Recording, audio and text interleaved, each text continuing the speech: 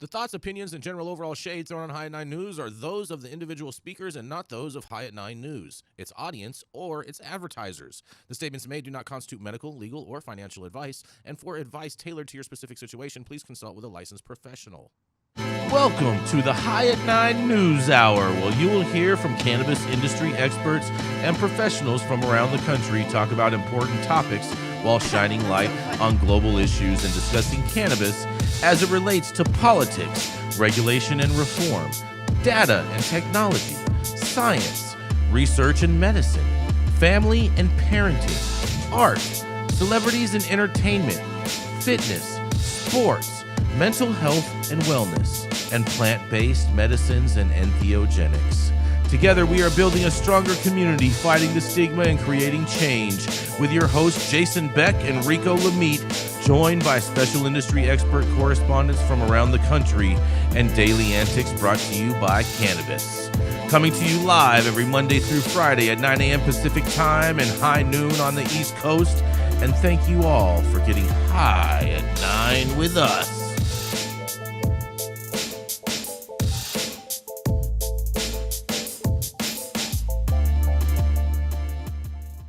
Halloween costume. Yeah, you guys. Good morning. That's right. It is Monday, August 12th, and today is National Julienne Fries Day. Did I say that right? What is a Julienne fry? It's those little thin ones, those super thin ones.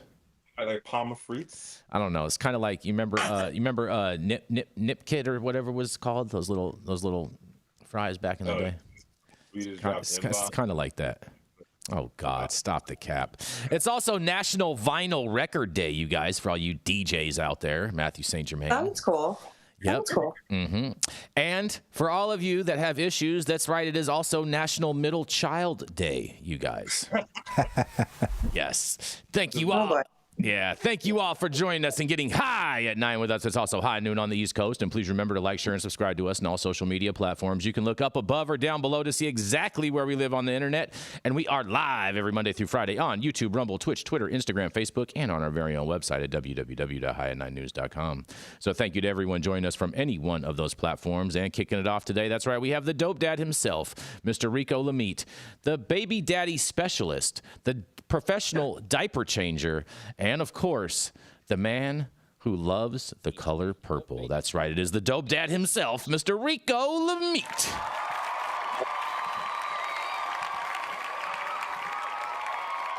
Yeah, Jason. Purple. Up first, y'all know who it is. It's your baby daddy's favorite baby daddy. Oh boy. Oh man. Boy. The place to It's be. getting rough. Yes, I do love purple.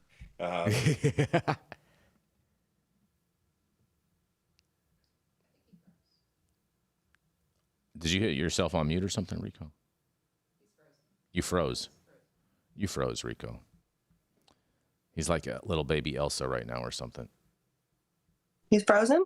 He's frozen. Yeah. Well, you should let it go and read a story. Yeah, Rico. Let it go, Rico. I'm not sure what is going on. All right. Well, you know what? I guess. Oh, there you are, Rico. You're back. Rico, you with us? You having internet problems? What's going on, bro? Can you hear me? Yeah, now we can. Yes. There we go. You good? Yep. Go for it. I switched over to my Ethernet. My bad. There we go. All right. There we go.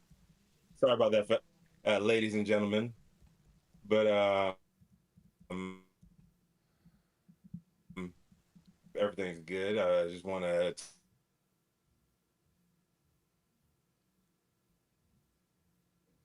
Rico, you're having a problem with your internet, bro. I don't know what's going on, but you keep on cutting out. That there would be. You serious? It's the man, bro. It's International Demand Day. All right. Yeah, give me 1 second. You want to go to the next story? Yeah. You know what? I'm gonna. We'll refresh. I'm gonna roll into my story because we have some really. I have some really good news to share. I'm gonna roll into my story. Millie, we need to rewind this real quick. Here we go. Kicking it off, the highest Republican in the room, Jason motherfucking Beck. Yeah, you guys. That's right. That's right. Man, I got some good news for you guys. You guys are going to love this. North Carolina, where's PD Pablo at? Because the Court of Appeals reverses course on marijuana smell for searches, you guys. That's right. Hemp and marijuana are different names for the same plant, but it can be legal or illegal depending on how much Delta-9 THC it has in it. But the smell of it could land you in trouble, even if the substance is legal, you guys. That's right. Until hemp became legal in North Carolina back in 2022, the standard for officers to establish probable cause for a search was well understood. In a quote, if you're a trained officer who can testify, yes, I know how to identify this stuff by sight and smell, that's enough for probable cause to search somebody, and that's all you need to prove at trial. Either the officer's just word that means that this is marijuana, said Phil Dixon, an attorney who now teaches at the University of North Carolina School of Government. Dixon says what constituted probable cause was an open legal question because smelling the difference between these new cannabis products and marijuana is impossible, according to the State Bureau of Investigation. That was until a trial court judge ruled that officers could not search someone based on a smell alone. Then the North Carolina Court of Appeals overturned that decision this week. In a quote, from the perspective of people using hemp products, it certainly sets the standard that says you are subject to search just for smelling like it. And whether it's hemp or marijuana, that's for the officer to investigate. And if they're wrong about it and charge you anyways, well, you can prove the difference at trial, Dixon told Channel 9's Evan Donovan. Local attorneys told Channel 9 that the Charlotte Mockingbird Police Department has been operating on an, in quotes, odor plus policy, meaning they could search if they smelled what they thought was marijuana and had some other smell or piece of evidence. We've reached out to CMPD to confirm if that is their policy and whether it will change based off the new ruling, you guys. Well, look at this. Shout out to North Carolina, and man, people are going to be able to ride around and get it just a little bit better now, knowing that they don't have to worry about the smell of cannabis being the tip-off for a search. I can't wait to hear what you guys have to say. This is Jason Beck for the High at 9 News. What do y'all have to say? I don't know that I trust Charlotte Mecklenburg PD to do anything. I've spent a lot of time there. My kid's grandma lives there, but yeah, I think the police get to decide if it's hemp or marijuana. All right, so I guess we'll figure that out in the wash and some very expensive county-sponsored testing. I mean, you think they're just going to just drop it in the thing and it's going to turn purple? Purple. I don't know, buddy. Shake it around, give it a little jiggle. I mean, I think this is fantastic news for all the citizens of North Carolina. This is great news. They don't have to worry. Well, North Carolina is doing a lot in the hemp industry, right? So there are a lot of, like, looking beyond just someone having a little bit in their car or something like that, right? If you pull somebody over and they're a professional driver, it's very likely that they could be hauling a large amount of, like, industrial hemp. We've had people arrested for that, and the driver has to sit there until they realize, oh, I'm sorry, you have a whole bunch of biomass that was going to go make distillate that was going to make hemp gummies so your grandma can sleep at night. So I think that it's a win. And North Carolina, I think, per capita is the largest hemp consumable product market in the country. Well, we know what Petey Pablo's smoking. Any thoughts on this, Matthew, Yarrow, Sean, Rico? Rico, you with us? Try to stay out of North Carolina if you can, unless you're in Asheville. You know, Asheville's like Austin. It's a beautiful city, surrounded by a red state where they don't want you. You said Asheville, right? Yeah. Asheville, North Carolina. Okay, just want to make sure you weren't It's like saying Austin, Texas. Nashville, Very similar. It's like Nashville's a not citadel in the midst of Republican backwardsness. So all partisan jibes aside, which is important, we have to get those in the first 10 minutes of any show to establish that we're going to keep it zesty.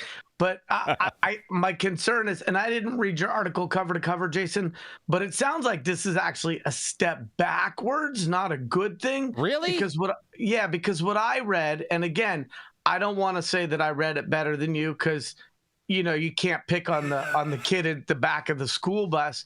But it says that... You mean on the short bus? I didn't say short because, that's what people say about me. People love to pick on the disabled all the time. No, I meant mentally, not physically, bro. But it says that the North Carolina Court of Appeals overturned the decision that week, and it said from the perspective of people using hemp products, it certainly sets a standard that says you're subject to search just for smelling it, and whether it's hemp or marijuana, that's for the officer to investigate. And if they're wrong about it and charge you anyway, well, you can prove the difference at trial, Dixon told Channel 9's Evan Donovan. I think that was before. How I understood it is that was prior to this judgment. They overturned the judgment, Jason. That's what the article was about. I don't know. So anyway, this was a short article, so I'm not going to say that. Article, yeah. It was a very short article. It didn't go. We didn't have Dale Schaefer on to opine or some of the other trained people. But depending upon which direction this actually went, if they were saying that it's on a defendant to prove in court later whether it was hemp or cannabis, I wouldn't be in favor of what's going on in North Carolina. If it increased the protections for cannabis and hemp users by eliminating the smell as probable cause, then I'm in favor of it. But again, I couldn't tell from this article myself. That was what I got, is basically they can't use the smell of cannabis to be as probable cause due to the fact that they have such a robust hemp market out there. Well, all I'm saying is it says the North Carolina Court of Appeals overturned a decision, and so I was confused. That's on me, I'm sure. I mean, that's just that's normal though, Yarrow. Like MSG said, all of Yarrow's ableist comments aside, I would like to say, oh boy, like MSG said, man, a big shout out to Asheville, the first city in the South to do reparations. But if it ain't in Asheville, and if you ain't on the reservation, I would advise everybody being from that region down the Tobacco Road, stay the fuck out of North Carolina. 100%. But Asheville's great. Shout out to the Asheville Music Hall. I don't know. I got invited to go out to North Carolina to go check it out from a pretty prominent hemp attorney out there, and I think we are gonna go and do that at some point and go and check out the whole North Carolina scene. Maybe we can link up with P.D. Pablo and we can, you know what I'm saying? Well, maybe you're going to want to know. You're going to want to know whether this thing went in which direction this went. You're going to want to know before you go there whether the smell is probable cause, Jason. That would be a self-preservation technique. Don't pull a Britney, bro. Don't pull a Britney, and then I got to go rescue you. The good news about this, Yarrow, is that I would refer to the attorney that has invited us out there to go and check this whole thing out. So I would defer to him in regards. Well, God, I hope he's a criminal defense attorney. Oh, God. We now have you. Jason, we'll come get you. Me and Yar are going to pull up like, where's our son? Mm-hmm. Yeah. Give him back. Cute. We have you now, Jason, defending the racist-ass cops that were talking about taking out the folks on the reservation. And now you're saying you want to plant your roots out there, man? I didn't say anything about planting roots. I said going out there to visit. I didn't say nothing about moving there. You're definitely putting words in my mouth. Rico, that was different. Yeah. Rico, you're starting to flip-flop as much as your story that you're about to cover. Uh-oh. Okay, let's just hop into it. All right, fair enough. We're going to go to this first commercial, and we're going to be right back, and we're going to roll right into Rico's flip-floppy story. Oh, man, that was weird. Hey, you America.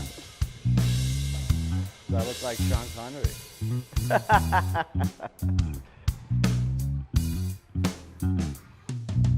Good morning, America. Saman Razani coming to you live from sunny Los Angeles, California with the one and only highest host, Mr. Jason Beck, smoking on the best weed in the world. Did you know that we have an audio-only version of our podcast?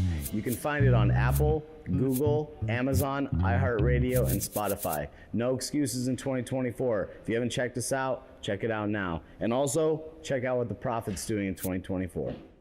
And we are back, you guys. Coming up with take 2, we are going to go to the flip-flopping specialist, the baby diaper specialist as well, the changer, the switcher, Mr. Rico Lamitte. That's right. the changer, the switcher. It sounds like JD Vance to me, but I'm not even gonna go there. You're so weird, bro. You're so weird. 3 weeks ago, Thailand's top government officials announced new measures to legislate medical marijuana and sent strong signals to the people that there would be no recriminalizing of the world's greatest plant. Green entrepreneurs near and far rejoiced, and for a moment it seemed that Thailand was once again open for business. But any Donald Trump supporter can tell you a whole lot can change in a matter of weeks. And according to CNN, Heather Chen and Kocha Olarn, Thailand's new government has decided that they will be moving ahead with its original plans to pass new legislation banning cannabis for recreational use in the second major reversal in 18 months after the country became the first in Asia to decriminalize the plant. The relaxed laws saw a lucrative business industry catering to locals and foreigners alike boom across the Southern Asian nation, but a new conservative coalition government came to power late last year, vowing to tighten the rules and only allow medical use. A draft bill was released Tuesday by Thailand's health ministry, outlining hefty fines for prison sentences of up to 1 year for offenders or both. It also welcomed feedback from the public. Like any feedback's gonna fucking matter at this point. Cannabis and cannabis-related products will be limited to medical and health purposes only, the bill states, echoing Prime Minister Sretha Thavisin's pledge in September that his new government will rectify the laws on cannabis within the next 6 months. Smoking marijuana in public remain illegal, even under the relaxed laws, but the proposed new laws will ban advertising and marketing campaigns for cannabis buds and extracts and other cannabis products.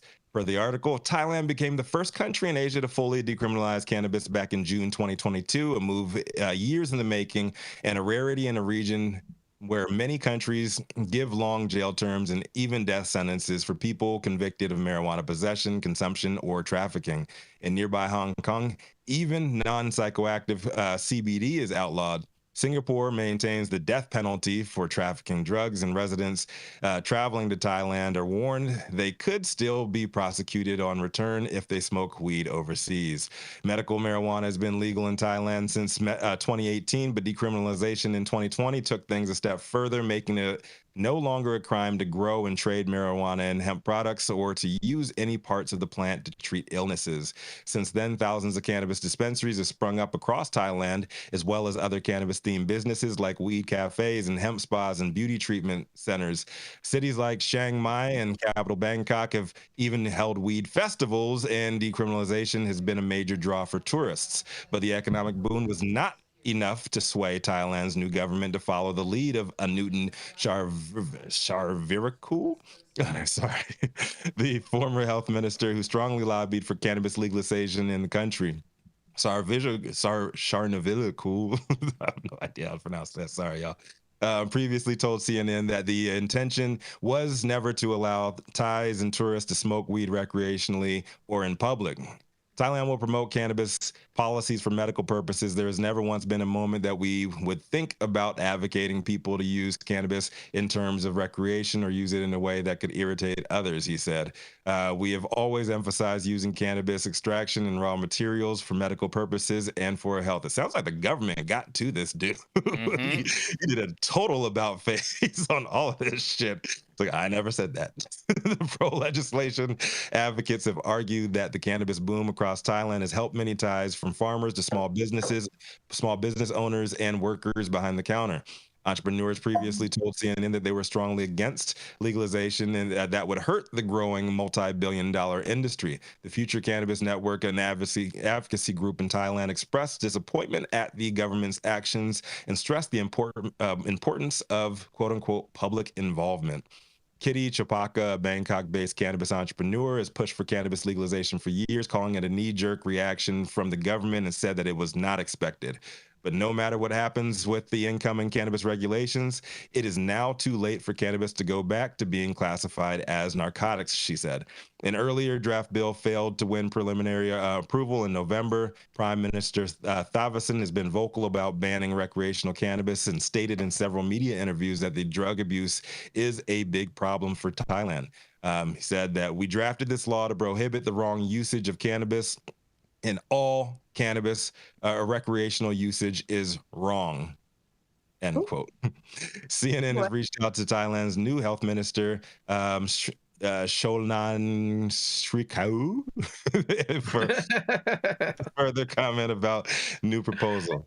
Well, damn, shit was all good just a week ago. It's a sad day indeed for the citizens of Thailand. But hey, what do you know? Maybe new money will come in. They'll change their mind again next week. Of course, medical access is remaining in the country, and that's good. But taking such a drastic step backwards on adult use and backtracking on that again, only to reverse course once again, each decision within months of each other. It's got to be a confidence killer for those looking to trust the steady hand of competent leadership. But you know what? The trap wins again. I'm Rico Lamitte, the dopest dad on the street for High 9 News. What do you guys think, man? Man, Rico, still gonna go check out Thailand. Cookies has a story out there too, right? I mean, I'm a medical patient, so it's not gonna change for me. Yeah, actually, it will potentially, unless you have the appropriate documentation within the country that you're traveling to. I have all the documentation. So you're in the Thailand system. You're in the Thailand system. We got to get Jason some travel advisories. We got to get here's what you got to do. You got to transport the short bus over there, and they won't ask no questions. He can fit on the normal size bus. Leave him alone. He gets them just fine. I mean, here's what we're learning. Thailand is just for the record, we're saying Jason's mentally handicapped. We're not talking shit here. Yeah, we're not. I'm just using Yarrow's words. Cerebral palsy is a disease in the brain, you guys. Quit being so mean to Jason, y'all, just because I'm not. So let me instead be mean to Thailand. It is hard for me to imagine a world in which Thailand gets to be the arbiter of values when it comes to people's interaction with the plant, when they don't seem to give two fucks about sex trafficking or underage interactions with minors. So if Thailand is going to get on the moral high horse, I encourage them to do that with all the 14-year-old girls you see walking the streets of Pattaya. Morals are subjective. Yarrow, isn't Thailand known for more like sex tourism than sex trafficking? I would tell you there's a very, very slight difference between that. When you come from poverty, I don't know that there's actually a difference at all. But my point is that the things that attract tourists to Thailand, in addition to the amazing food and the gorgeous water and et cetera, et cetera, et cetera. What did you call it? Water? Ladyboys, same but different, Yarrow. No, the gorgeous water. They have the whale sharks. We've been scuba diving over there. It's really nice. Shout out to whale sharks. That's what you went for? Okay. In addition to those things that draw tourists, one of the things that draws tourists is their ability to explore their personal liberties, which, given that Thailand is known for its land-raised strains, has probably included cannabis consumption with the risk of prosecution for a very long time, and has also included the free expression of what they want to do with their bodies. And I think Thailand is not in a place to be sort of trying to set a moral bar about what is appropriate human behavior, because they are very tolerant in other areas in a way that is not necessarily consistent with the norms of the majority of the 180 countries in this world. All right. Very good counting. I love the math. Sean raised his hand. Go ahead, Sean. No, I was just going to talk about Yarrow's comment on fine line between sexual trafficking and prostitution. I think there's a huge line, but that's a separate story for a separate time. So we can probe that later. Hey, it's not the size of the line; it's the strength of the curve. Oh, boy. Whoa! Wow, you guys. Good morning, everyone. Yeah, right. Even Sean had to take a drink for that. Fair enough. All right. Well, I mean, we're going to keep this thing rolling before this thing gets out of hand, and we're going to roll right in to the Count himself. He is the immortal one that's been walking the planet for thousands upon thousands of years. He's part of, all of the merry men, and loves to troll around when he's not doing anything else. That's right. Is none other than Mr. Mathieu St. Germain. His brother Jason, fellow correspondents. Happy Monday, everybody. I've got another story following up on the FDA and MAPS and Lycos and their MDMA research. FDA has given a thumbs down to MDMA for now, demanding further research. On Friday, drug maker Lycos Therapeutics received word from the FDA that the agency had decided not to approve MDMA-assisted therapy for PTSD. Instead, The agency asked the drug maker to further study the safety and efficacy. Heavily anticipated announcement came in the form of a complete response letter from the FDA to Lykos. It represents a significant setback for the company and the broader movement to bring psychedelics into the healthcare. A huge blow to the field, said Dr. Boris Heifetz, anesthesiologist at Stanford University whose lab studies psychedelics. Lykos said it plans to request a meeting with the FDA to ask for a reconsideration of the decision. Lykos' CEO, Amy Emerson, probably getting fired soon, called the FDA's request for another phase 3 trial deeply disappointing and said conducting the study would take several years.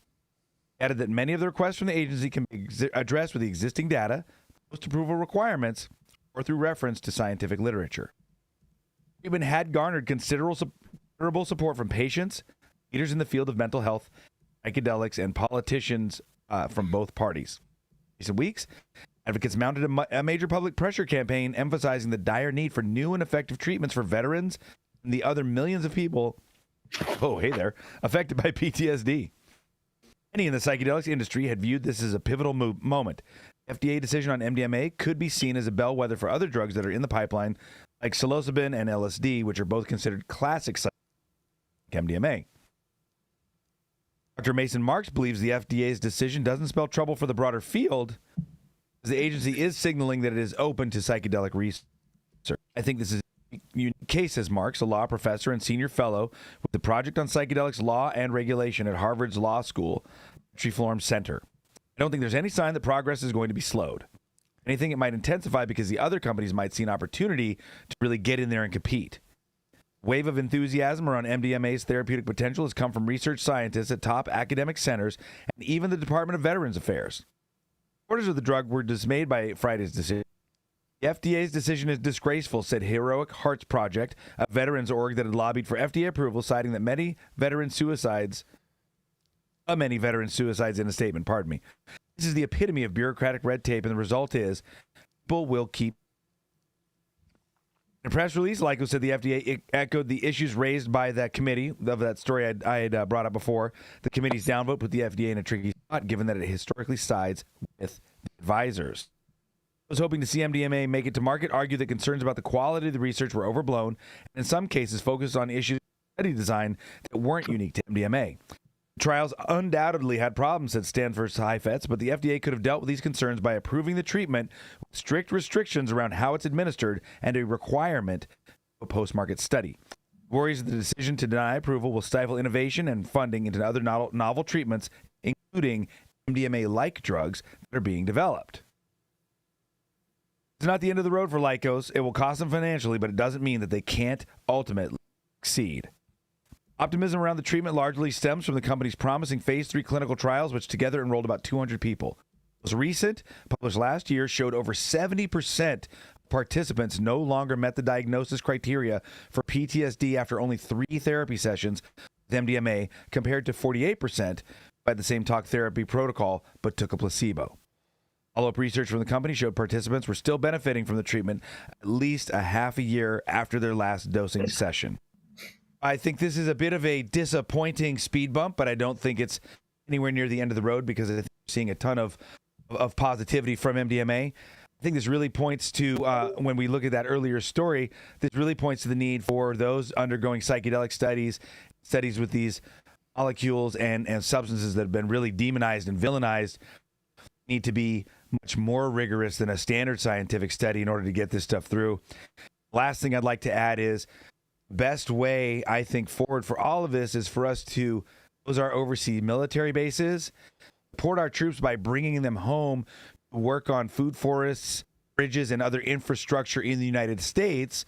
And if we don't send them across the world to murder innocent people so we can steal their shit, we won't have to deal with as much PTSD moving forward. I respect the people that served. I don't think that they are bad people. I think most of them were leveraged by a system out of their control.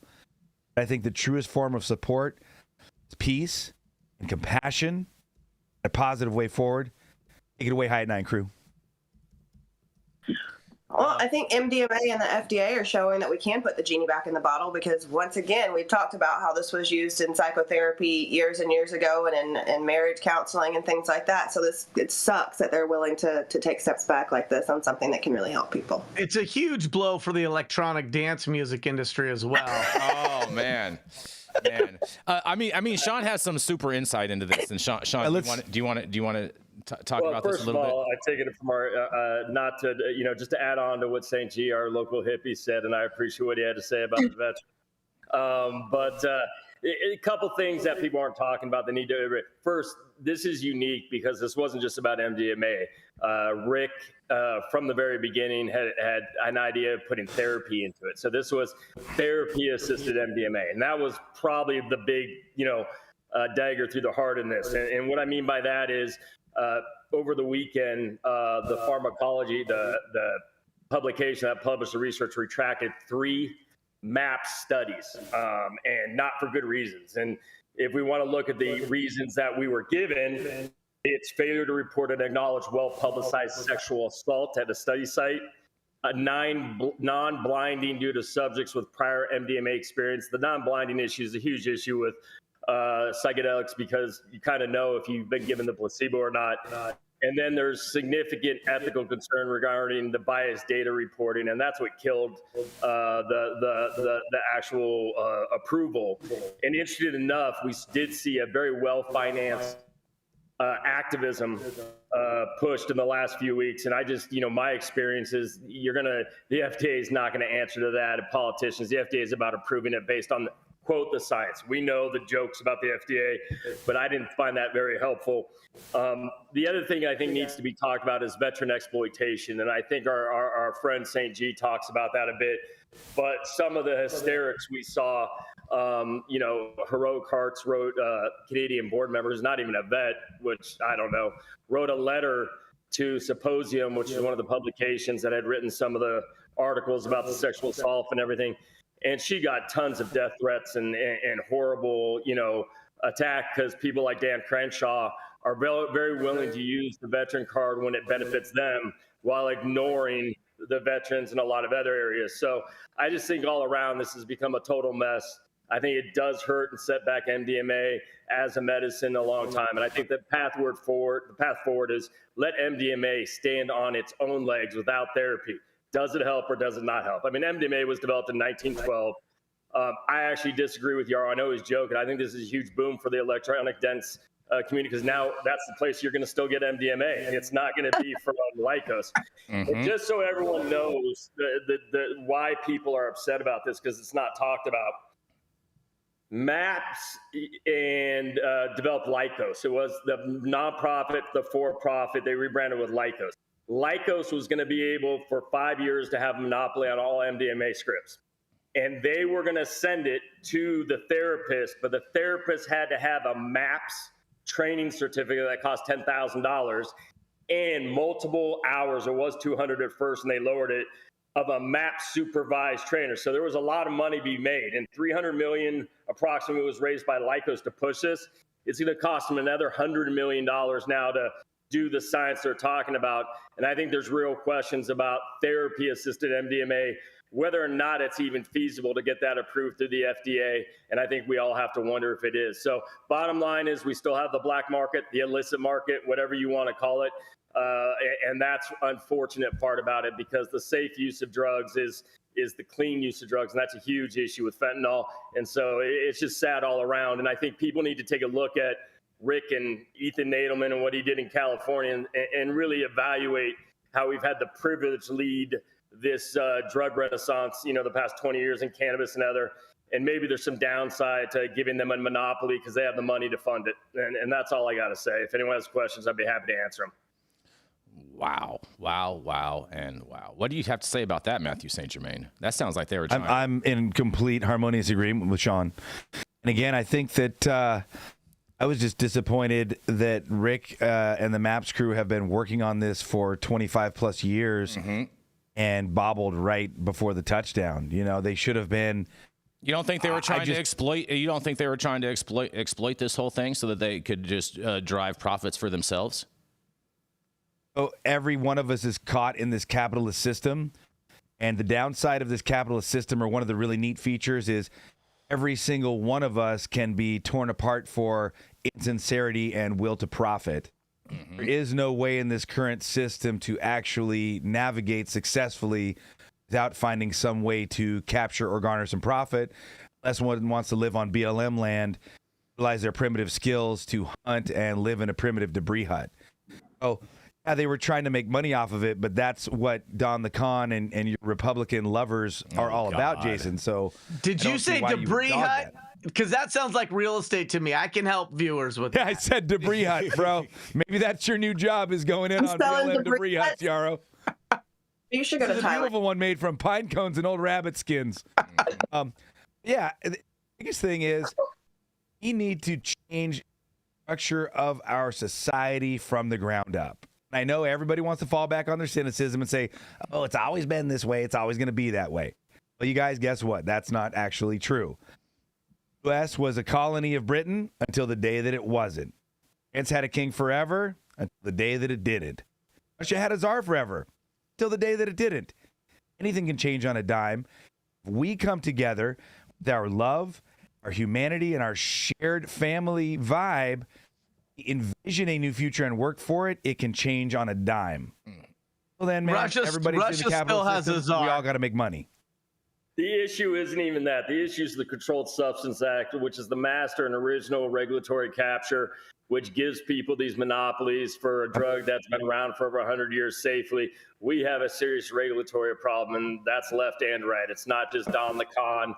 It's, the Democrats who are willing to sell out cannabis for tax dollars that absolutely are destroying us because the illicit market, it's not working. It's a disaster. Mm-hmm. I agree. It's systemic. It's our entire system. Fair enough. And on that, we're going to go to a commercial and we're going to be right back. I just ordered the summertime strawberry salad when added steak on top here at Anna's. Make sure you do the same thing too next time you're in downtown Long Beach. Come on down and check out Anna's joint on the 400 block of Pine Street. They have amazing selection of beers, foods, and when you come down here to Anna's, you can even challenge me to a game of shuffleboard if you want to lose.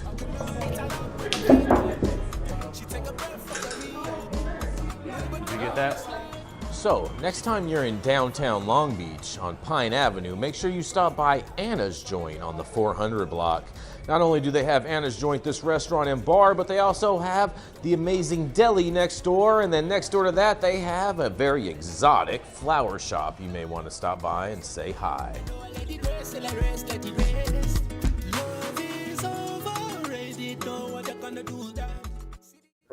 I mean, shit. All right, stop whatever you're doing. Make sure that you hit that like button. I know we'll appreciate it, you'll appreciate it, and YouTube will appreciate it. Also, all of the articles that we cover on today's show are available on our website to check out. And make sure you subscribe to the channel if you have not already. And speaking of subscribers, we want to thank all of you that have been watching the show.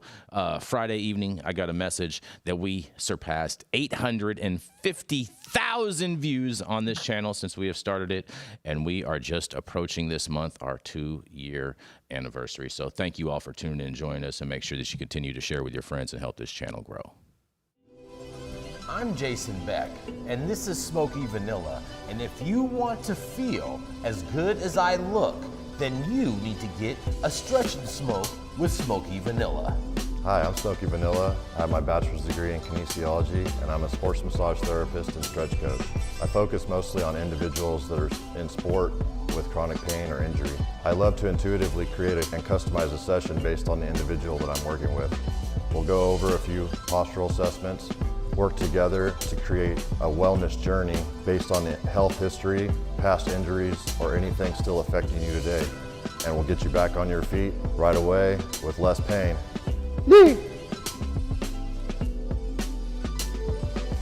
We're about to stretch, and then we're gonna smoke, because we're gonna get on our stretch and smoke.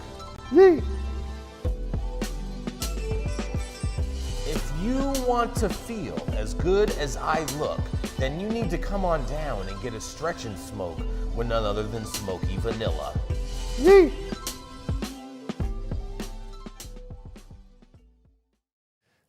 Ah. Yes, and we're back. And rolling up next, that's right, it's the Sebastopol sage himself, the man who has a collection of telephone books just so he can reach his wall-mounted phone. That's right, is none other than Mr. Yarrow Kubrin. That was a good one, Jason. Thank you. Thank you, Jimmy. Oy vey. Okay. My article today keeps it hyper local here in my home state. This is by Green Market Report. And while I sometimes like to criticize him, John is doing a pretty good job over there with a steady drumbeat of news stories.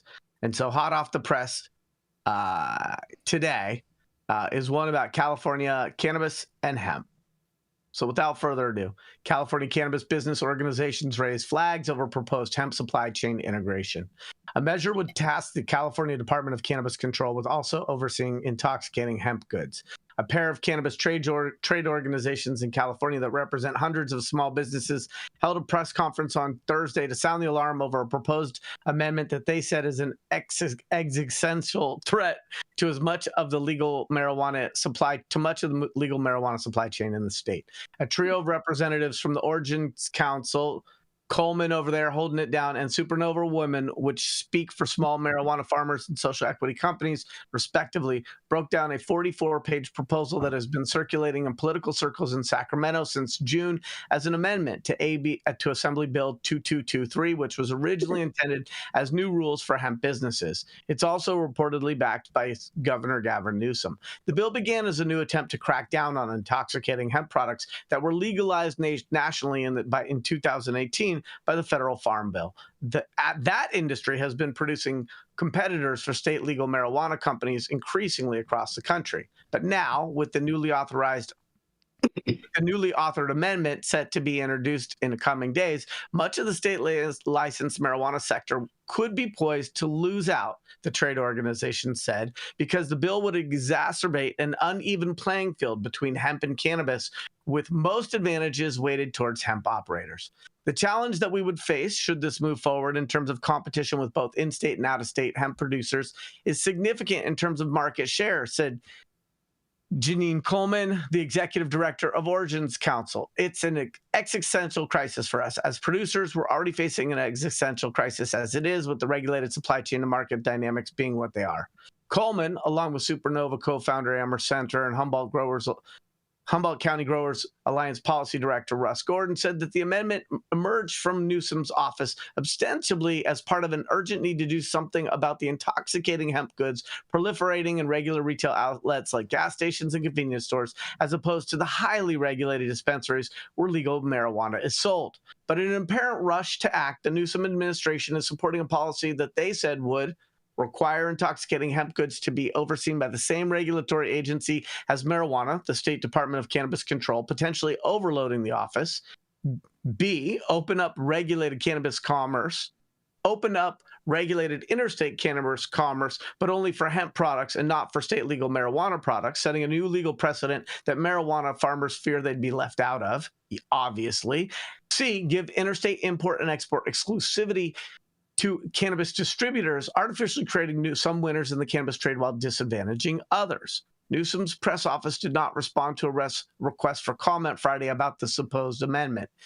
Coleman, Center, and Gordon said that the original version of AB 2223, which is still in the legislative committee, has only a few weeks to be amended and passed before the state legislature adjourns at the end of August. That means either the wholesale overhaul will become a reality very quickly, or it'll get pushed out altogether until next year by lawmakers. Center predicted, however, that if the amendment is approved and the bill ultimately signed into law, the inequities between large and small operators that already exist in the industry would be exacerbated. Particularly, the three all said, because some multi-state operators, such as Curaleaf, are jumping into the intoxicating hemp goods sector and likely would want to capitalize on a market the size of California. This is not something that I see small cannabis businesses being able to capitalize on. Small brands, black and brown folks, women-owned companies, all of that, said Centers, arguing that smaller companies typically don't have the money to easily start up a brand new hemp-based products line.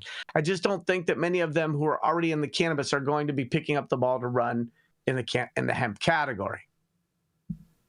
Okay, so I have some thoughts. I'm going to hold fire. I hand this off to my esteemed colleagues. I'd like to hear what you guys think and feel about the article I shared today. I mean, everybody's. I just want to see hemp being used for its actual uses, like packing material, building material, oil rope, and as a replacement for petrochemicals. I'm with you 100%. I always felt like that should have been part of Trump's agenda in regards to building back America and everything. That they should have invested so much money into infrastructure for that. That would have been such a win for us. Yeah, I mean, I think it also could be very helpful for some of these farmers that are failing. I mean, like, honestly, I hate to say it, but if your weed's not selling, then, you know, this gives you an opportunity to grow something that's going to possibly be less regulated, that's going to give you, you know, money and help kind of save your farm. Also, we can do a lot for deforestation. We can do a lot for the environment. We can do a lot for a lot of things. And hemp was one of our largest cash crops for a long time. So let's bring that back and see what we can do with hempcrete and things like that. So I know that it might suck to bite the bullet and switch to hemp, but plenty of people have gone to CBD when they didn't make it in cannabis. So, yeah, I think this is another. I talk to CEOs. We do SB 34 a lot with them, and many of them are saying they're moving as much of their production to hemp as they can. It's just a financially better model for them. So I think Janine has a right to be concerned. I think Origins Council has a right to be concerned. I think the hard truth that nobody is talking about is the environmentalists do not want most of these growers growing where they're growing. And that's just the hard truth. You look at Humboldt and those Mendocino, those areas, we've been trying to get a proposition on the ballot. And one of the biggest forces against a different ballot measure are the environmentalists. Interesting. That would include the Coastal Commission too, along with that too, right, Sean? I'm talking about the NGOs. Literally, we have quite a few foundations that have bazillions of dollars, and they control a lot of our politics. And that's beyond just environmentalists, but they are a big part in California. The unions and the environmentalists are the two big groups standing in the way of cannabis reform. So here's my thoughts, y'all. There's no question that cannabis is overregulated, hemp is underregulated, and that hemp is cannabis's cousin. It just has a little less fencing around its field. And to Sean's point about that conflict between sort of the pure environmentalists versus environmentalists who are pro-cannabis and the impact that has in legacy regions that were chose for their remoteness and the security a farmer could have versus a flat field in Salinas or Adelanto. I just want to point out something. I took a little notes at the state fair last 2 weeks ago. I haven't shared this publicly, but I think it's relevant in terms of the pushback that cannabis farmers get from environmentalists who may not understand the opportunity that cannabis represents in terms of economic revitalization for agrarian regions and those areas that represent the Emerald Triangle. In the state fair, 8 out of 19 indoor flower winners were from Sonoma County, and 4 were from the true Emerald Triangle of Humboldt, Mendocino, and Trinity.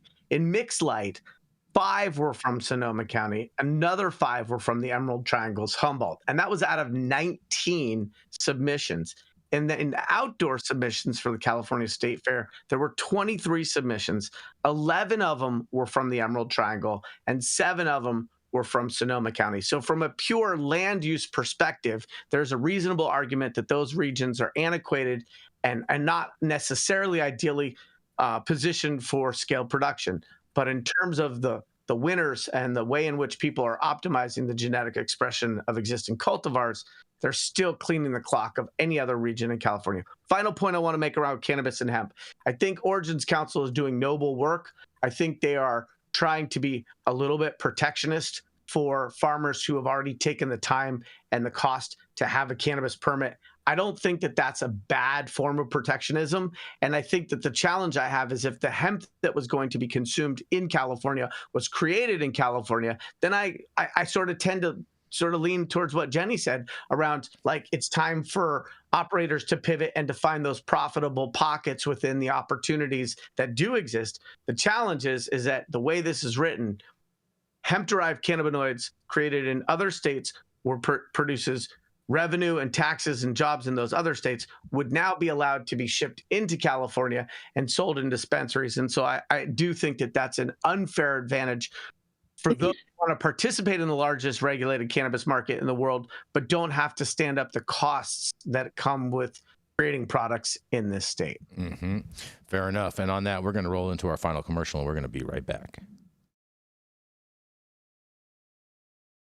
The Control Tower from Highly Educated has perfected the dab. Utilizing the concept of thin film evaporation, you can waste none of it and taste all of it. The micro texture of the SE pillar increases nucleation at elevated temperatures. And with the tower propelling at 2,600 RPMs, it's certainly the most efficient dab experience to date. The Control Tower from Highly Educated. As long as you are talking about my body in any way, I am happy. Yeah. Speaking of happy, that's right, is Miss Jenny Beth Dills. That's right. She's the founder of Kind Cannabis Consulting and of Justice Served, a 501c3 that helps people that have been recently incarcerated. That's right, here to make you happy is none other than Miss Jenny Beth Dills. Ready to fucking joy this morning. Oh man, I mean, somebody needs to help the UK because drug production is booming in UK's empty high streets. Organized crime groups are increasingly exploiting empty shops and pubs in UK town centres to cultivate cannabis on an industrial scale, according to police. Over the past year, numerous raids have targeted such properties, from an old toy shop in Ayr, Scotland, to a former bank in Welshpool, Polsey. The National Police Chiefs Council reports that vacant restaurants, cafes, nightclubs, bingo halls, and office buildings have also been repurposed for this illegal activity. In Newport, South Wales, criminals converted several floors of a former department store into a massive cannabis farm growing over 3,000 plants with a street value of approximately £2 million. The NPCC warns that estate agents, electricians, and tradespeople could face prosecution if they assist these gangs. I don't know how you tell a gang no, but all right. Chief Constable Richard Lewis, NPCC's national lead on drugs, highlighted that the decline in high street footfall has provided cover for these illegal operations. Large-scale shops have closed down, making it easier for organized crime groups to use these spaces for cannabis production, he explained. The lack of evening activity means these farms often go unnoticed. Last year saw nearly 1,000 arrests related to cannabis farms, with operations intensifying across the UK. Gwent Police, for example, successfully raided several cannabis farms in Newport City Centre, including the former Wildings department store, which closed in 2019. Sergeant Dan Wise from Gwent Police noted a significant shift as gangs increasingly target empty retail sites, especially in cities with high vacancies post-COVID. I mean, the trap is alive and well, and what we know about the UK is if you don't allow them access, they will find a way themselves. And I think, this is, I'm not mad at it. I always fight for the bad guy, right? So I think the UK really needs to address their access issue and come out with some actual regulations. I wonder, I'm assuming that a lot of these businesses closed during the pandemic and whatnot, and now these people are just going into these buildings and repurposing them into grows because they're getting pounds for pounds out there. Oh, Jason, you just wanted to say that, buddy. I'm not mad at it, but you're right. Yeah, they said they closed down post-pandemic. So, Yep. That's shout out to the bingo hall. That's sad. I mean, I bet you it would be very different if citizens of the UK still had guns like how we do here in America, as far as how they're going into these places. I think that'd be a very different situation. They do have them. I mean, they're not supposed to have them. They do have them. But have you ever seen what happens over there with a fucking machete? Give me the gun. That's the thing is they substitute the gun for knives, and they still have horrible. Yeah. They just have horrible knife violence instead of gun violence. They do. Just shoot me. They do. They do have some crazy knife violence, that is for sure. Without the UK's been kind of going down the tube since they embraced Boris Johnson and his far-right agenda. All those guys voting for Brexit, because they voted against their own interests. The time my mom lived in Spain with a bunch of UK expats, literally voted for Brexit, then lost their ability to live as residents in Spain and had to sell their houses at a loss and move back to England. And it's just... It just goes to show you, like, fear and xenophobia are never going to be a good navigational aid in life here on this planet. Mm-hmm. will capture your fear, of failing. They'll capture your fear of the other, use it to their advantage if you let them. So don't be afraid. Fair enough. Fair enough. Any other thoughts on this, Sean, Yarrow? Yeah, I mean, look, England has a problem. In this article, it says that they're even trying to prosecute the electricians and estate agents, and so they're casting a pretty wide net. I wonder, again, cost. What's the cost of all that? What's the benefit of standing up a regulated program? Their justice system is underwritten by the crown. Yeah, I mean, it just doesn't make any sense to me. Do we get free speech in the UK? No. I think at this point the crown is more of just a title more than People are actually being arrested right now. People are being arrested in the UK for Facebook and other internet memes and posts. Value than what we do here. So I'll give them credit on that. But no, I think. I think looking at the UK is really interesting. They're definitely proving that they're going to do this anyway. So why not just go ahead and create a system where you can at least profit from it? Like, I don't understand. But yeah, or they could just throw it all in the harbor. Oh, like the Tea Party, but in the UK with flowers. Yeah. Any thoughts, Sean, before we move to you?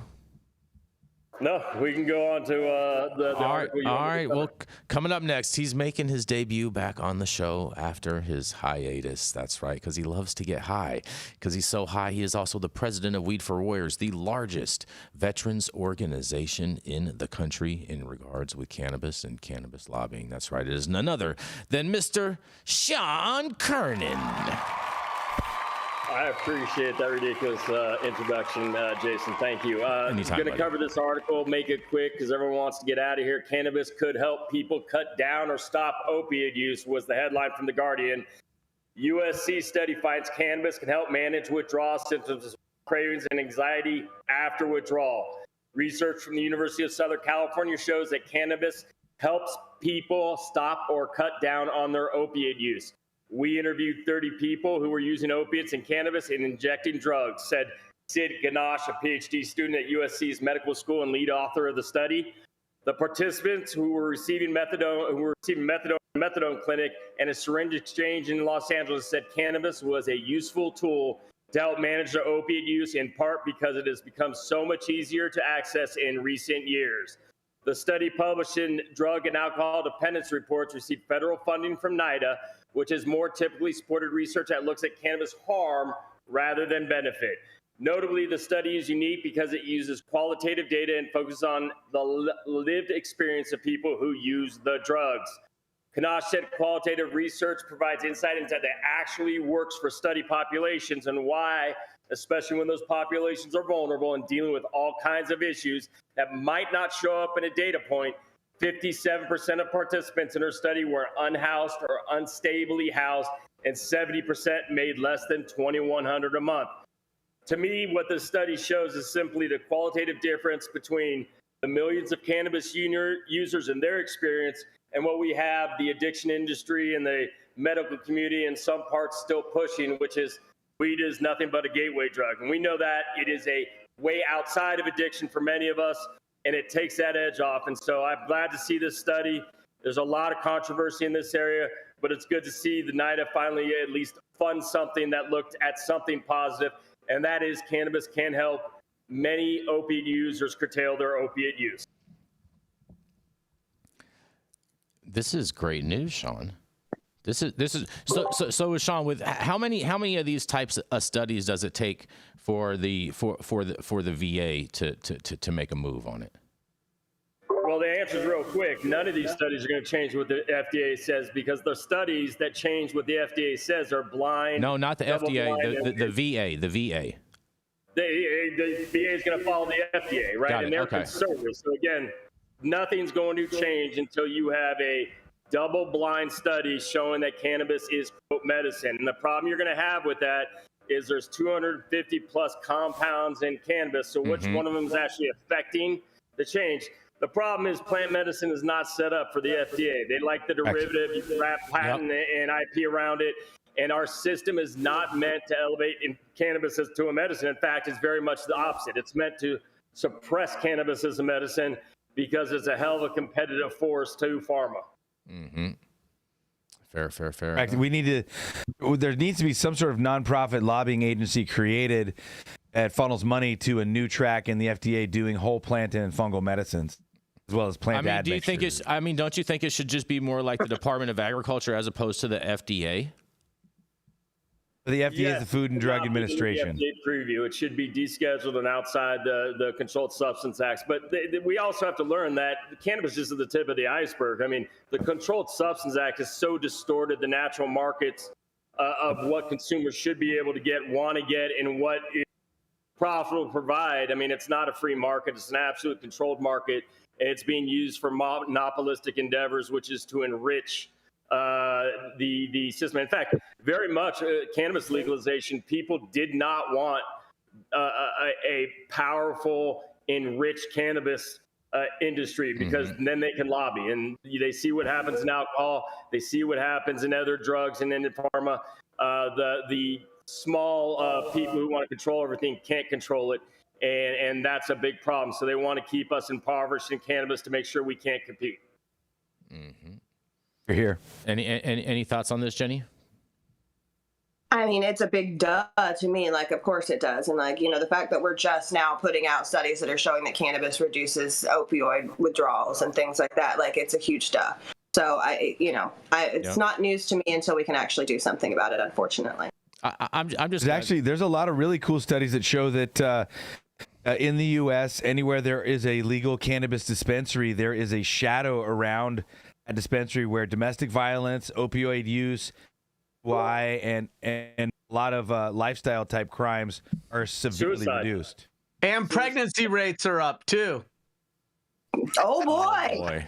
But this is the problem. Say hello again. Is that a cola, or are you just happy to see me?